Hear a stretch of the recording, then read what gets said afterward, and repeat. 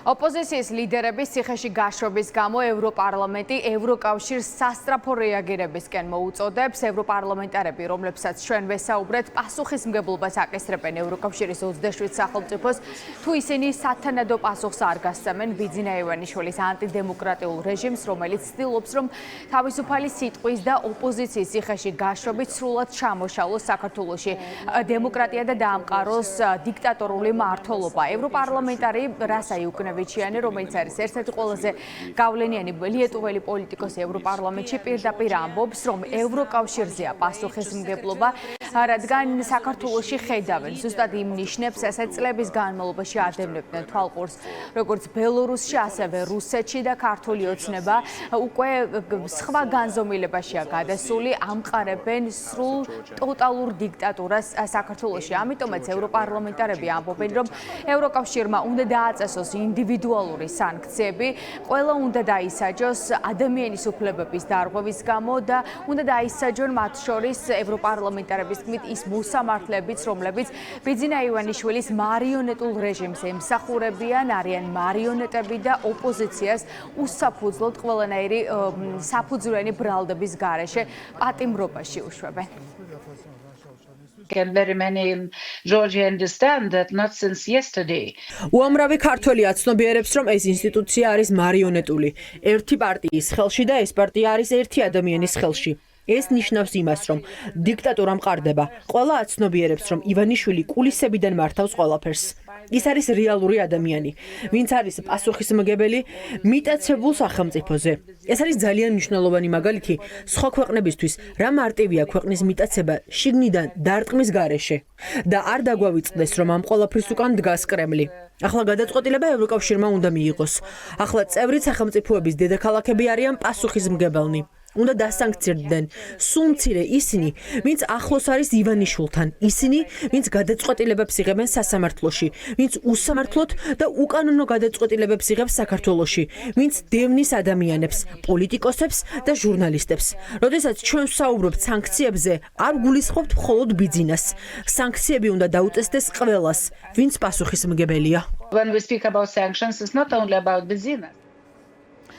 ევროპარლამენტარები ამბობენ, რომ თუ სანქციების საკითხი იბლოკება ევროკავშირში ორი სახელმწიფოს მხრიდან, უნგრეთის და სლოვაკეთის მხრიდან, მაშინ ევროკავშირმა უნდა დააცლიოს უნგრეთის ვეტო და 25 სახელმწიფომ ინდივიდუალურად ორმხრივი სანქციები უნდა დაუწესოს ეროვნულ დონეზე იმ ადამიანებს, რომლებიც დღეს პასუხისმგებელნი არიან საქართველოში დემოკრატიის ძირის გამოთქმის გამო. ევროპარლამენტარი მარკეტა გრეგოროვა პირდაპირ ამბობს, რომ ქართული ოცნების წარმომადგენლებს, ვინც ამაშია ჩართული, არ აქვს უფლება, მორალური უფლება ფლობდეს ქონებას ევროკავშირის ტერიტორიაზე და უნდა დასანქცირდნენ ის პირები, რომლებსაც აქვთ აქტივები, რომლებსაც აქვთ საზაფხულო ვილები ან იახტები ევროკავშირის ზღვებში და რომლებიც ევროკავშირის სიკეთეებით სარგებლობენ.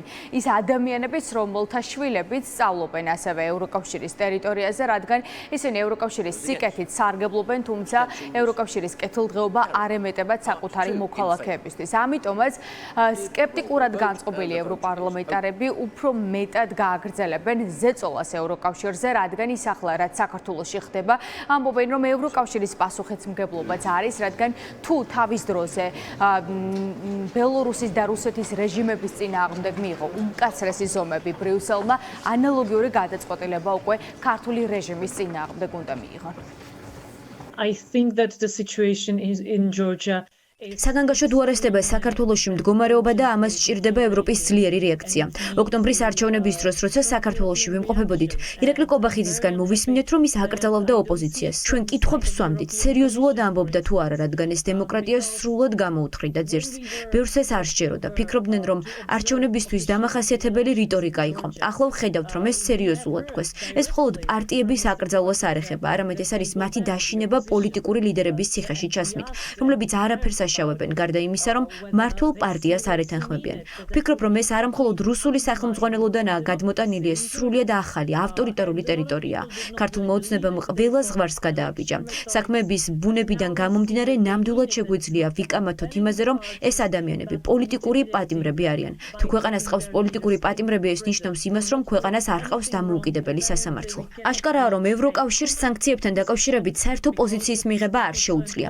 ორბანის და ფიცოს გამო, მაგრამ თუ ამაშია საქმე, მაშინ ევროკავშირში კიდევ 25 სახელმწიფოა. მათ აქვს შესაძლებლობა დააწესონ ინდივიდუალურად ეროვნული სანქციები.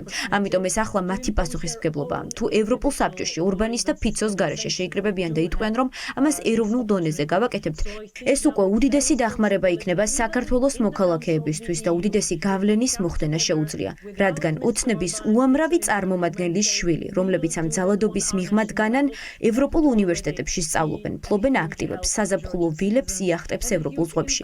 ასე რომ თუ ჩვენ ეს გავაკეთეთ ბელორუსის და რუსეთის ავტორიტარული რეჟიმების წინააღმდეგ, მაშინ რაღაც დონეზე საქართველოს რეჟიმზეც უნდა იყოს რეაქცია. თითქმის დარწმუნებული ვარ, რომ ისინი ამას გააკეთებენ. There should be also some level of reaction to Georgia. ევროპარლამენტარები თანხმდებიან, რომ სასამართლო სისტემა დღეს არის იარაღი ბიძინა ევანიშვილის გუნდის ხელში, გააჩუბოს ოპონენტები და ციხეში გაუშვეს განსხვავებული აზრის მქონე ადამიანები და ეს კიდევ ერთხელ მეტყველებს იმაზე, რომ დღეს კულისებიდან მხოლოდ ერთი ადამიანი მართავს ქვეყანაში პროცესებს, ერთი ადამიანი წყვეტს, რა ბედი უნდა ჰქონდეს საქართველოს თითოეულ მოქალაქეს. იქამდე სანამ ევროპარლამენტარები ამ განცხადებებს გააკეთებდნენ, გავრცელდა ევროპარლამენტის სახელით კიდევ ერთი განცხადება, სადაც ევროპელი პოლიტიკოსები მოუწოდებენ ბიძინა ევანიშვილის გუნდს განცხადების დონეზე, რომ გაათავისუფლონ ყველა პოლიტიკური პატიმარი, ოპოზიციონერი ლიდერები და შეწყვიტონ რეპრესიები საკუთარი მოქალაქეების წინააღმდეგ.